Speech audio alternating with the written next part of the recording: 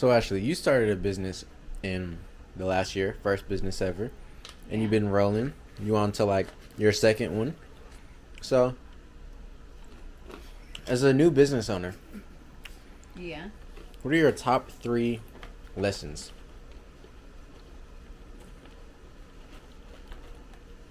That you've learned? My top 3 lessons in Yeah. business. What I've learned. surprised you? What caught you off guard? What did you learn that you didn't expect when you went into it? Before you went into it? After? The first thing is that I have to be a salesperson. It's not enough to like have a business. You have to sell the product. Especially as like an entrepreneur and you're the only person, you have to like really sell it to people.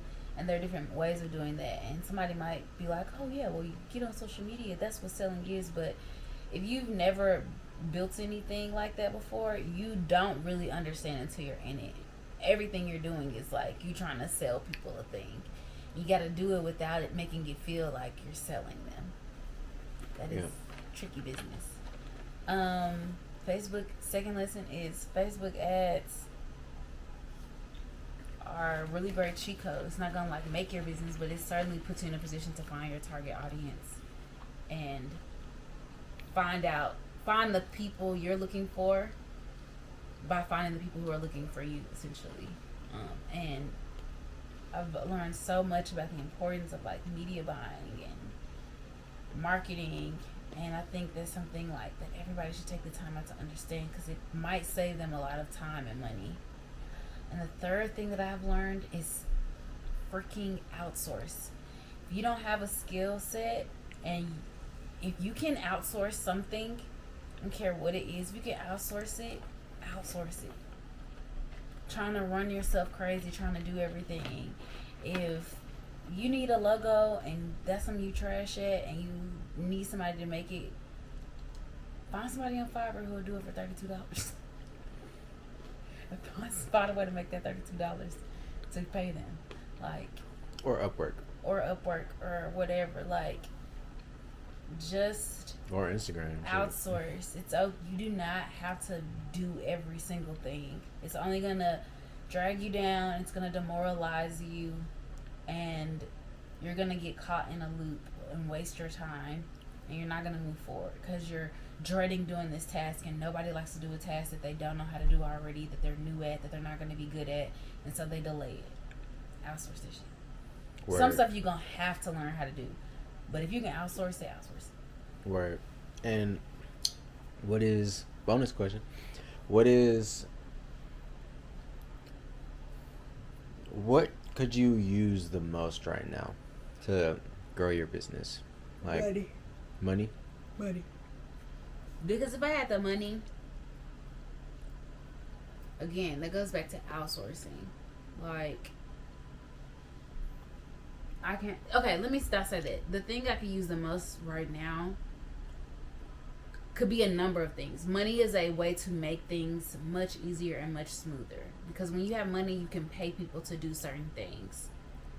Like, that's just it just makes the process easier. You can streamline it. You can pay somebody to come up with a content strategy for you and execute that strategy, and you can pay somebody to take your pictures or pay a videographer, and all you have to do is show up and do your piece. But when you have to figure out what the content's gonna be, make the content, edit the content, post the content, keep a schedule for that content, batch that content, like, and you have to keep doing it over and over and over and over again, and you have to do all of those roles. You have to be the graphic designer for it, and all of that.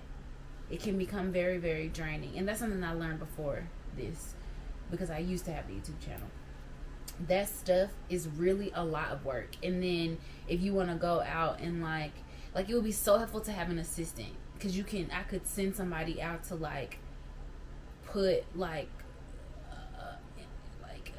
what do they call, like, rack cards out at offices, and like I can have them doing certain tasks that will help me, and helping me come up with creative ways to like find what I'm looking for, or to sell something, or even take the place of like you know, some of the roles in creating content, that there are so many different things you can use that money for, like so many different things.